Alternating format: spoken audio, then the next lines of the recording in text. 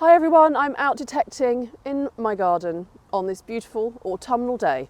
Well, actually it's raining a little bit, but it's still really nice. It's so beautiful, all these leaves everywhere. It really is autumn in full swing.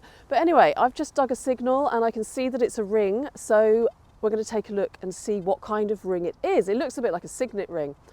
But anyway, before we have a look, I just want to let you know that I've been detecting on these grounds here, which they're the gardens of where I live, and there's a lot of military history here. And over the last few months, I've found some really cool military artifacts, some cap badges, some buttons, and various other things. So I'm going to share those with you later as well.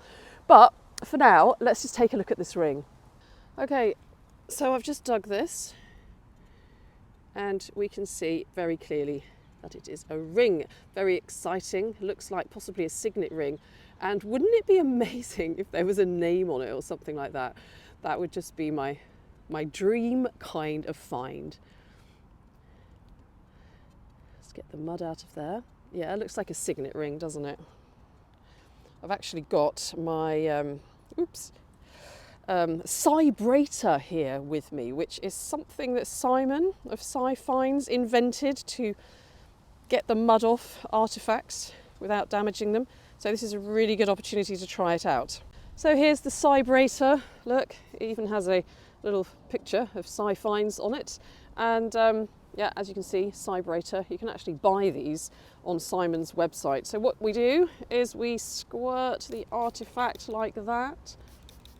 And then he has an electric toothbrush to clean it off.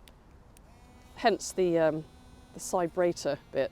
So we're going to clean that off a bit and see if anything is revealed.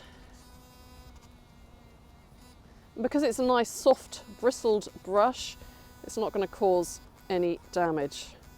So where I am right now is where lots of soldiers used to sit and recuperate back in the early 20th century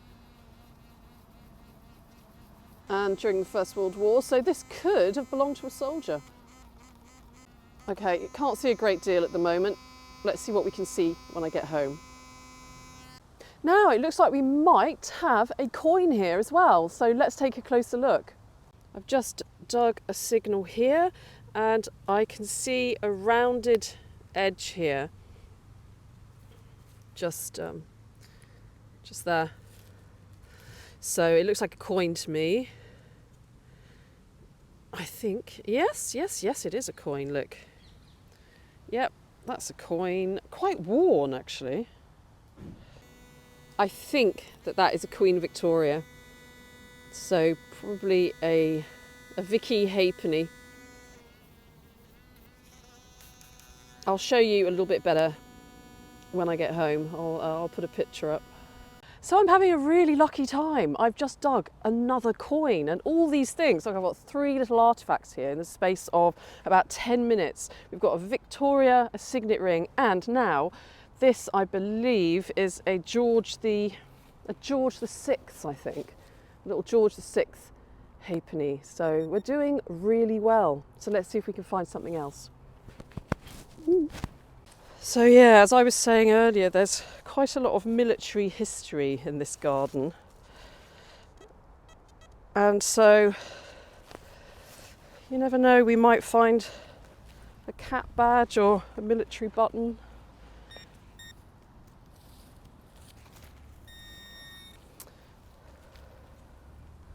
But sometimes it can be disappointing.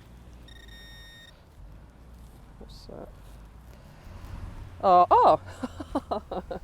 So this is a more modern coin. This is an old £1. So what I love is you get this mixture of eras, Victorian, Georgian, and now Elizabethan.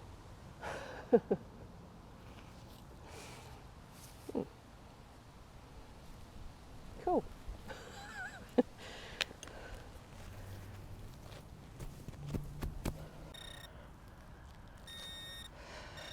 Whatever it is, it's here. Oh, look. Oh, it's like a little tag. It's like a metal tag with 1197 on it. Hopefully it's somebody's gold and diamond bracelet that they lost 100 years ago with a name on it. Oh look, see? Okay, so it is a coin. Can you see that there? See the rounded edge?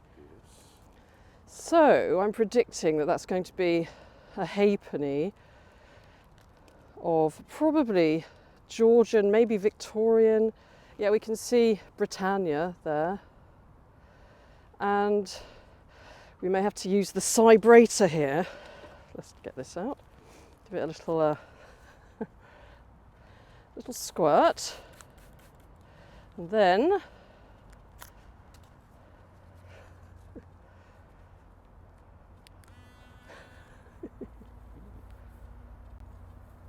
see whose face is revealed. Here, let me give it another squirt. I think it's a man, yeah, probably George the 5th or 6th. George the 6th. Great.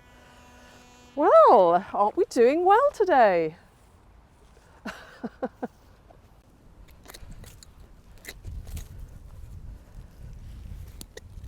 What's that?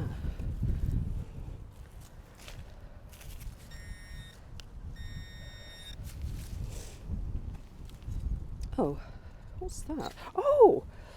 Oh, that's a, wow, this is a military button. The top of the button is all raised there, so it's going to have probably the lion and the unicorn on it. So let's have a look. Yeah, it is. Oh, that's great. You see, I told you that there's a lot of military history in this garden. And yeah, I can clean it better off at home and you'll be able to see it closer, but that's a general service. Probably World War I, but could be World War II, one or the other. Pretty cool, isn't it? Oh, that's a nice signal. Possibly a coin, possibly a cat badge. So let's have a look. We have got a coin. Oh no, hang on, that could be a button. I don't know yet. Let's take a closer look.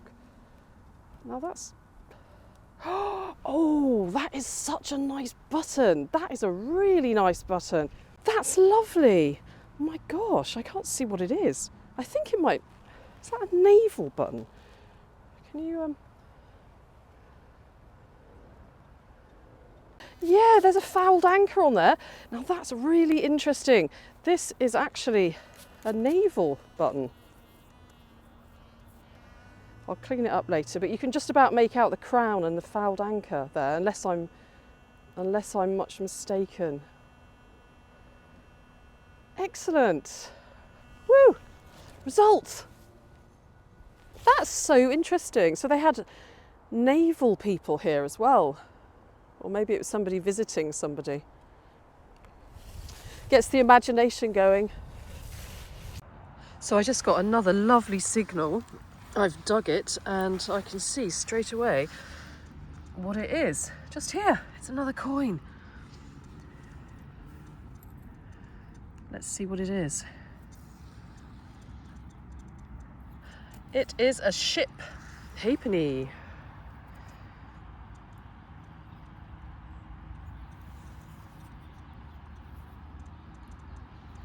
And it looks like, yeah, George. Looks like George the 6th.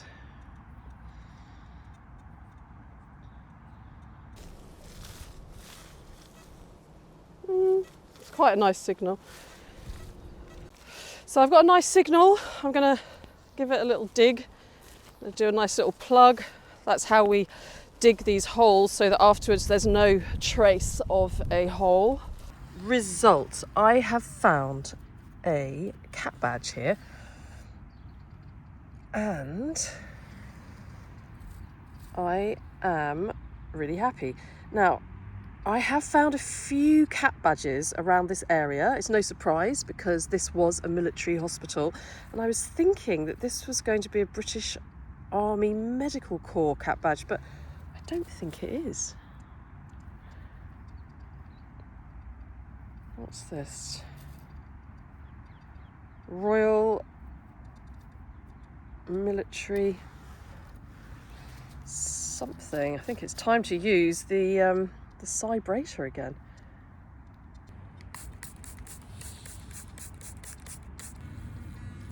This is a lovely cat badge. Wow, this is really cool. This is actually the Royal Military School. Now, I've not found one of these before. Brilliant. I'll be able to do a little bit of research on this. And look here, another beauty's just come up. And this time it's a penny.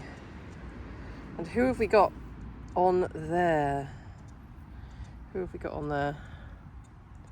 That looks like possibly George V.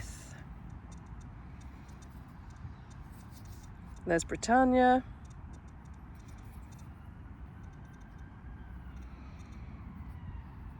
So it's really funny, I just filled in the hole that I got that penny out of, and then I just ran my detector over it and the signal was still there. And so I've re-dug it, and actually there's a little coin spill here. There's 2 more old pennies. Can you believe that? Wow, that's incredible. So they must have been dropped all at the same time. That is just fantastic. So yeah, that looks like George VI as well. No, George V, I think. George V. That's what I meant to say. So 3 coins all in one hole. Bonanza. And this one, yeah, I think George V. Wow, how exciting is that? So somebody all those years ago, around about 100 years ago, was sitting here and just the entire contents of their pocket fell onto the lawn. Maybe a soldier who was recuperating outside, maybe a visitor. We'll never know, will we? But it always gets the imagination going. Okay, I am going to dig this. Yeah, I'm going to dig the last signal before I go in because it's getting dark now.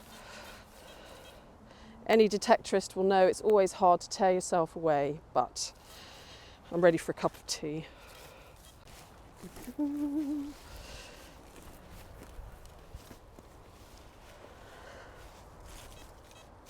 Yeah, lovely signal here.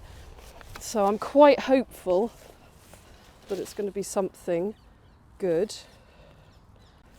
Interesting. I may have to. I may have to dig down. Oh, it's just another. It's another buckle. Another buckle. So there we are, folks. So talking of military finds, I recently met up with a young lad called Paddy, who has a YouTube channel called Paddy Detects. Now, Paddy recently found something related to World War II, which we would love to know something more about. And it's possible that some of you out there might be able to help us. So let me introduce you to Paddy now. Hi everyone, today I'm really excited to be here detecting with Paddy from Paddy Detects. Hello everybody. And my good mud buddy, Cy Finds. All right, mud lovers, how are you doing? So we're hoping to find some good history, but the exciting thing is, later on, Paddy is going to tell us about a really special artefact that he found.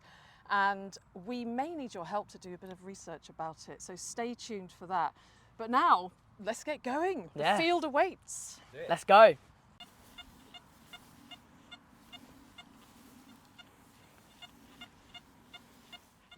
How are you getting on there, Paddy? I'm doing all right. I've just had an extremely deep little button there. It's a bit of an odd shaped one. Ooh, let's see. But that was about 12 inches deep. Tiny little signal. 96 that was.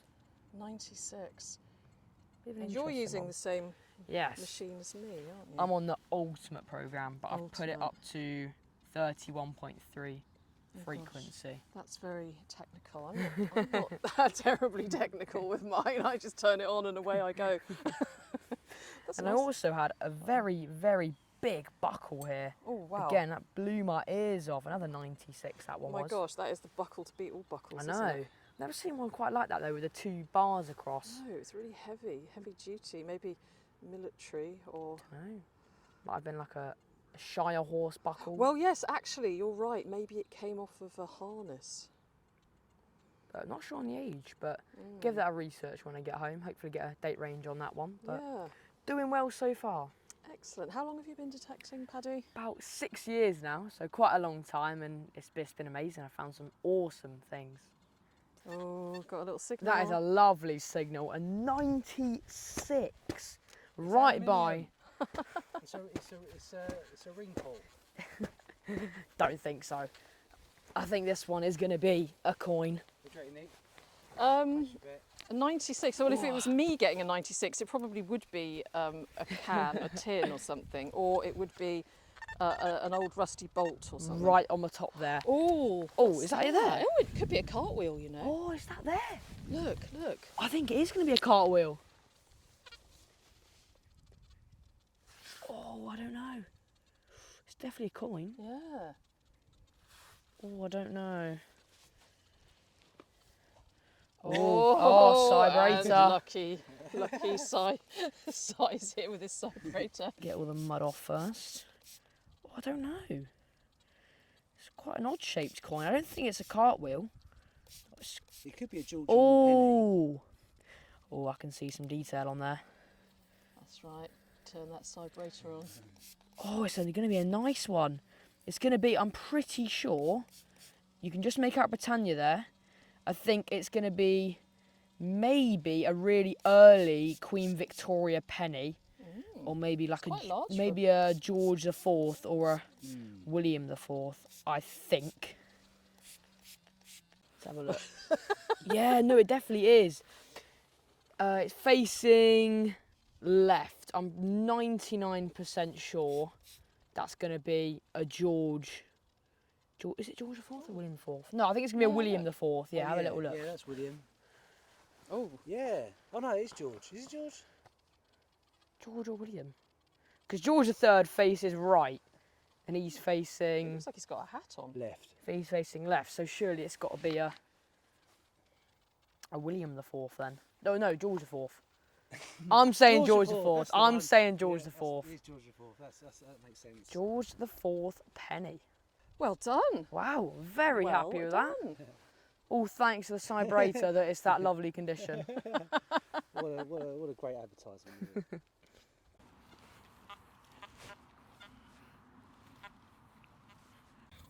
We just had lunch and we came on a field that we were passing through to get to some other fields, and we've done this field a lot, had lots out of it, but we've literally done it to death. And I couldn't believe it, right by the gate, a little 80, quite shallow, it's about 2-3 inches deep, and it's a little hammy. Can't believe it. You can just make out there's a little pellet just there, and there would have been 2, and it's going to be a little Elizabeth I half groat, very delicate little thing. Maybe 1601 or 1602, but I'm going to say middle of her reign, 1570s, 1580s. But even though it isn't the best condition, a hammered is a hammered. I'm very, very happy with that.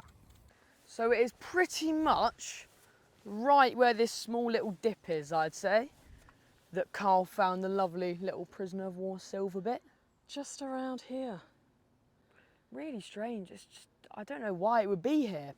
But something else quite interesting is my dad actually found a 1941 American Mercury dime just up there as well, which I'm guessing could link into it as the Americans were over here during World War II, but Yeah.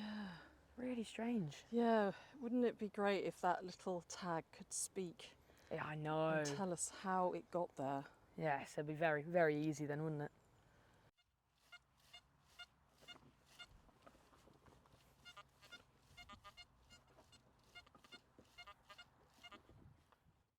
So, Paddy, when we met at Detectival, you were telling me about a very special find.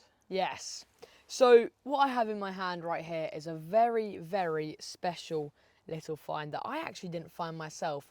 One of my good friends, Carl, found this on our permission and on a field that we hadn't done much. And it's a very, very interesting little piece. At first, he had no idea what it was and he thought, oh, it's just some sort of little silver tag. But it is very, very fascinating. All right, everybody, so I was just walking over there. My dad had a couple more coins and whatnot, and Carl has just had a very, very interesting find. And we've been we met two members of the public, and they've been looking at it as well. And it's some sort of silver badge, and it says, it's got a name on it, it's got a date on it, and it says prisoner of war on it. So I'm going to get it on the closer camera, but it is a very, very interesting find. Oh my goodness, look at that. So Carl was just talking to those two members of the public, which hopefully might give us a new permission soon. I'll talk about that in a second. And while he was talking to them, he just pulled up this. And look, you can see POW, prisoner of war. And it says Fortunato Paolo, which is definitely Italian. And this, it all makes sense because Italy was sided with Germany in World War I. And the only reason I think it's World War I is because, look, there's a date, the 1st of December, 1941, during World War II. This is amazing. But the weird thing is, if it was a prisoner of war, why is it silver? Surely it would have just, I don't know, been written down, or it would have been on like a little copper plaque, but not silver. And look, it also says Alex. I wonder if he was an important prisoner. Yeah, maybe he could have been some sort of one of the Italian leaders, but we're definitely going to research this 100%. I want to try to find out the exact guy, who this was, and potentially link it back to the family nowadays. And maybe, if they live in England, send it to them. Or in Italy, you never know, could hop on a plane. But that is amazing. And you can see there's more, it looks like CD, maybe that's Italian writing, and then some sort of number down there. But that is a very, very special find. I've never seen anything like that. It's a very, very interesting little piece, and there's lots to kind of look at and think about on it. But I've worked out a couple little bits. Sidi Omar was a Italian place in Italian Libya at the time in World War II, and there was some sort of battle or something there. It's not very clear, but I've worked out a couple more things about the date as well. The 1st of the 12th, 1941 links in with when this Sidi Omar battle or something like that was, but I'm not 100% sure. So what I actually want to do is I want to hand it over to you, Nicola, and I want you to do some research, and hopefully some of your followers can also help you out, because I'm sure there's some people out there who will know what to do with this amazing piece of history. See what we can find out. Yes. And do you think that you might like to eventually see if there's any family? Oh, definitely. It would be absolutely amazing. And Carl said this himself, if we, and especially you, Nicola, could find out maybe some ancestors of Paolo Fortunato, some descendants of Paolo Fortunato, and potentially give it back to them. That would be amazing. How exciting. Let's do it. Hi everyone, thank you very much indeed for watching my video. How are you all doing? It's great to see you all here as always, and I hope that wherever you're watching from, all is well in your world and that you're in good health and in good spirits. And if all is not well in your world and you're not in such great health or good spirits, I hope that it really gets better soon. I've actually just had a really nasty cold myself. I always tend to get a cold during the transition from summer to winter, and it's really been lingering on. So I hope anyway, that it's on the way out now. You may have heard me sniffling a little bit during the metal detecting in the beginning of the video, so I'm sorry about that. But yeah, it seems to be on the way out, thankfully. So today is Sunday, the 10th of November. It's Remembrance Day, when we remember all those who lost their lives in wars, and of course all those who continue to lose their lives in wars. And so we're going to be focusing quite a lot on military themed finds, and we'll have a look at some of the objects that I found metal detecting. But first of all, I want to focus on Paddy's find, or rather the find that Paddy's friend made of this rather exquisite little tag here with Fortunato Paolo on it. And if you haven't already discovered Paddy's channel, then please go on over and take a look. It's called Paddy Detects, and it's just wonderful watching Paddy because he is so enthusiastic, so knowledgeable, and so excited when he goes metal detecting. And it's always brilliant to see people so inspired by searching for history. And yeah, so we have a real mystery on our hands here. This is just my kind of find. Anybody who watches my videos on a regular basis will know how much I love finding things with names on, and so this for me is just top notch. So on it, it's got Fortunato Paolo on the top there, POW, presumably for prisoner of war, and then Sidiomar Alex for Alexandria, I suppose, 1st of the 12th, 41. So what does this all mean? Now, presumably, Fortunato Paolo was Italian. And so I've had a little look, and I'll tell you what I found out. But what we are hoping is that some of you out there might be able to help us to find out really what this is, who Fortunato Paolo was, and the significance of all the little engravings on this tag. Now, it's silver, and so obviously it wasn't issued by a prison camp. They're not going to give their prisoners of war silver tags. So it's probably commemorative in some way. But who was Fortunato Paolo? Initially, I was thinking it would probably be Paolo Fortunato, but I did find a Fortunato Paolo who was born in 1924, on the 8th of June 1924, and who lived in England. In the 1939 records or register, he was working in a cafe in Hackney with who I assume to be his mother and his father, and he was 16 in 1939.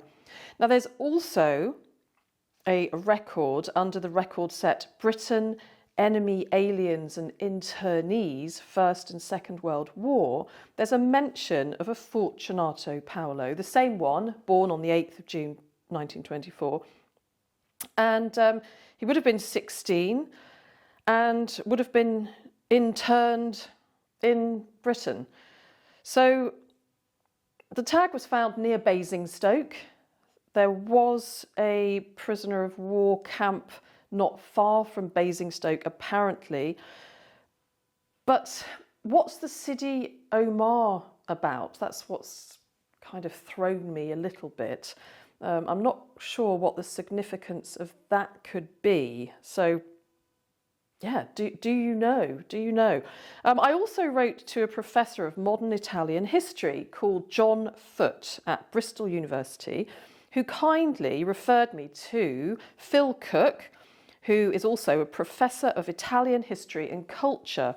Now, Phil was very helpful and suggested I try the International Red Cross, who have records of the Italian prisoners of war in the UK. So I have sort of done a little bit of research, but I'm not sure if the Fortunato Paolo I have come across is indeed the one on this tag.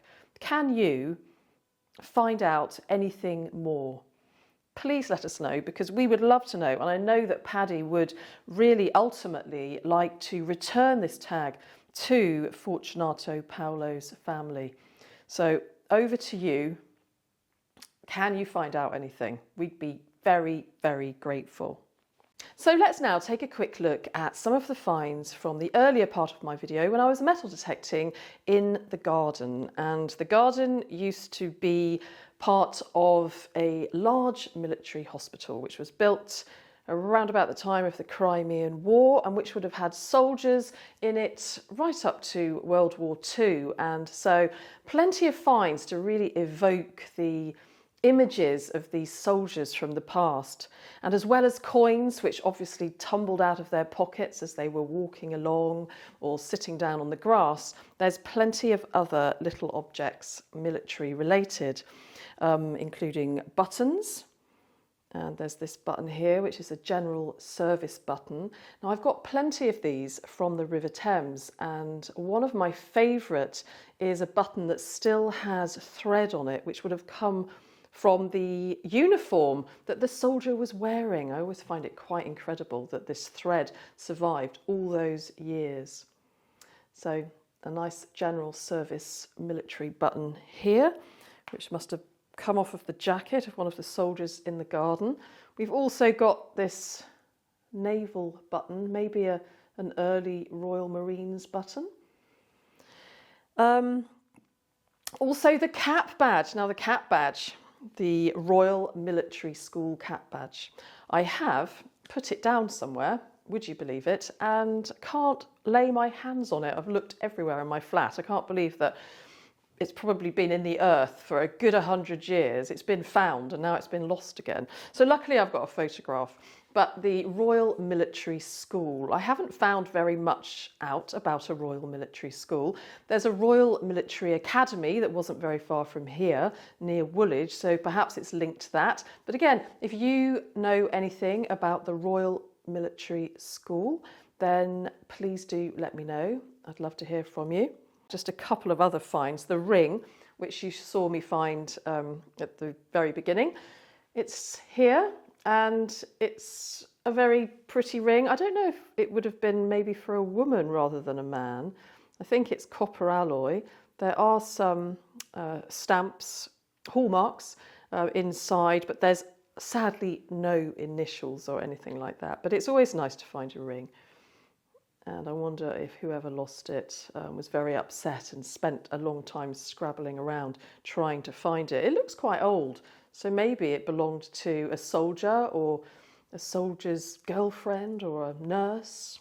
I don't know, the possibilities are endless, aren't they? And lastly, this little tag here, and I think over in the frame that I'm going to show you very shortly, there's some more of these. Initially, when I found the first one of these, I thought that it might have something to do with plants. You know, I thought it might be something that was attached to a plant or a tree, but I'm beginning to wonder whether there's something more medical about it. Is this some kind of medical tag that might have been attached to a wheelchair or to a patient, just to be able to identify them? Do you have any thoughts on that? If so, please let me know. I consider myself really fortunate that I was given permission to detect in the grounds, and I hope to continue to do so over the coming year. So if I find anything else of interest, I'll be sure to let you know. But very much like Paddy's find of the Fortunato Paolo prisoner of war tag, those people who watch my videos regularly will know that my favourite kind of find is a find with a name on it that I can link back to a person or a place from the past. And this tag for me is one of my absolute favourite mudlarking finds. It doesn't look much, but on it is the name F. Jury, which actually stands for Frederick Jury, and an address 72 Woolwich Road. And because there's that information on it, I was able to find out a substantial amount about the life of Frederick Jury, who was born in 1873 and who died in 1932. He lived at 72 Woolwich Road with his wife, Sarah Amelia Jury, and Sarah was running a coffee shop, and Fred was noted down in the census as being a gas stoker. And everything must have carried on very nicely until 1916, when Frederick Jury travelled all the way to Australia to join the Australian Imperial Force to fight in World War I. Now, it's not certain why Frederick went all the way over to Australia to join the Australian Imperial Force. Why didn't he join the British Army? Maybe he was too old, I don't know, but he went to Australia. He then came back to France. He fought in the trenches and he suffered considerable injuries. He was hit by a grenade. He suffered injuries to his foot. He also lost fingers on his hand. He had to have several removed. And then finally in 1919, he was given an honourable discharge and given a medal to celebrate his services in the First World War. And then he died in 1932. Now, as I said, it's Remembrance Day today, and I like to remember Fred, particularly at this time of year. And I was lucky enough to find out where he was buried, which actually is in a cemetery not very far at all from where I live. So today I'm actually going to go and visit Fred, so I thought you might like to come along with me. When I first came to look for Fred's grave, it was a near impossible task because he's actually in the pauper's grave section, which is just here. And as you can see, it's just covered in brambles. So I almost gave up. But I went to see the cemetery keeper and he rolled out a map and we managed to pinpoint Fred's grave, which is actually here. And now, thanks to Dave, one of the cemetery keepers, Fred's grave is kept clear all year long. So I'm able to visit him a couple of times a year, which is what I try to do. And here he is, in loving memory of Frederick, the beloved husband of Millie Jury, who died 27th of January 1932, aged 59. Gone but not forgotten. And so I'm going to take this opportunity to put a few flowers on Fred's grave and remember how he fought in World War I, and it also is a good opportunity to remember everybody else who's fought in World War I and World War II and any war. So I've said it before, but this to me is the essence of mudlarking. When you find a little tag like this with a name on it, and it just opens up the story of somebody before your very eyes. And so that's why it was so special to find Fred's grave and to be able to tell his story, because he never had any children of his own. But there's just one other thing I want to show you.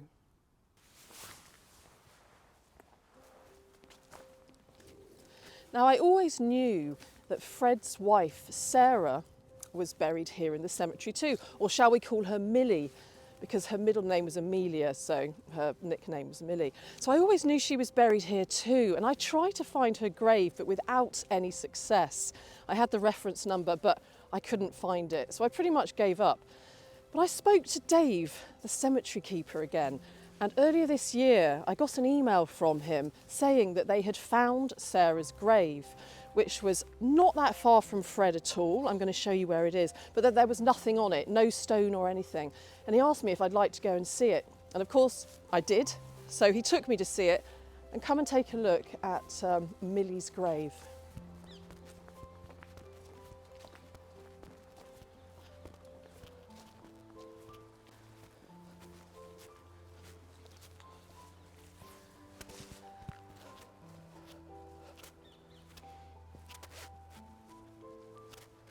And here she is.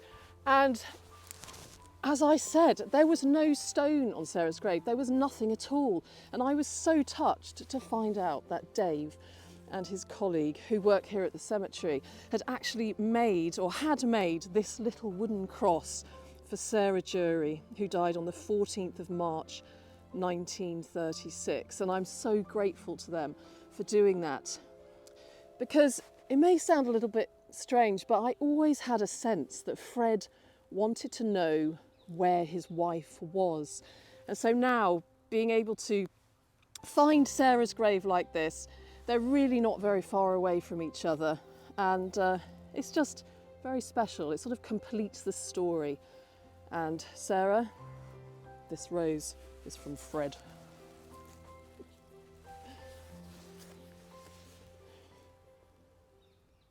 This also seemed like a really good day to tell you about this military parade stick, which was made for me by a very dear friend, Paul Bowers. Now, Paul is a veteran himself, and he suffers from PTSD, and making these sticks really, really helps him. He's actually made one for Queen Camilla, and so I feel very honoured to own one of Paul's sticks.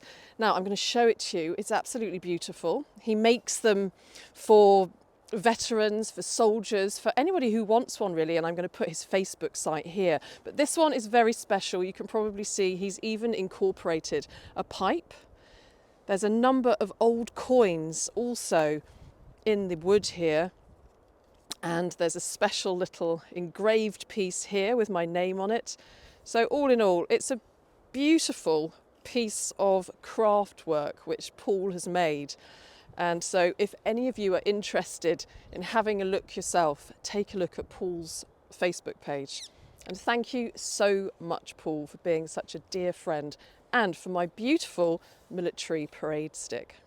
So just as I was leaving the cemetery this afternoon after visiting Fred and Millie's graves, I was delighted to spot Dave, who works in the cemetery and who I mentioned several times during my visit, and who is the person responsible for having that wooden cross made for Millie Jury and for having that lovely brass plaque made with her name on it.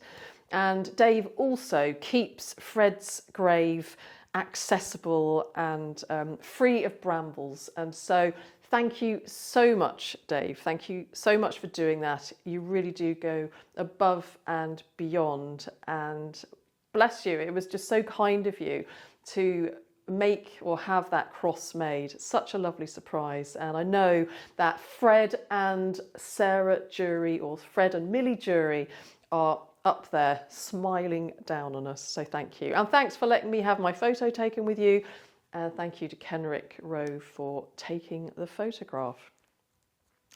So now on this Sunday Remembrance Day, let's just take a moment to remember all those people who have lost their lives in wars around the world and who continue to lose their lives every day during these wars that are taking place in the world around us. And also let's spare a thought for all those lives who are adversely affected by these wars that are taking place in the world today. And I'd like to say thank you to all of you again for watching this video and for watching all my videos and for all your input, your suggestions, your comments and your feedback. I really appreciate them. If you have any information about Fortunato Paolo, or indeed any of the other objects that you have seen on this video, then please do get in touch. I'm always absolutely thrilled to hear from you. And thank you to everybody too who has donated to my Ko-fi and my super thanks. And thank you for being yourselves. Thank you for being the great community that you are. I appreciate each and every one of you. I'm really looking forward to being back again soon with some more adventures searching for history. And in the meantime, take care of yourselves, take care of your friends, do something that you really enjoy doing. And I'm sending you lots of love from here in London. Take care. Bye-bye.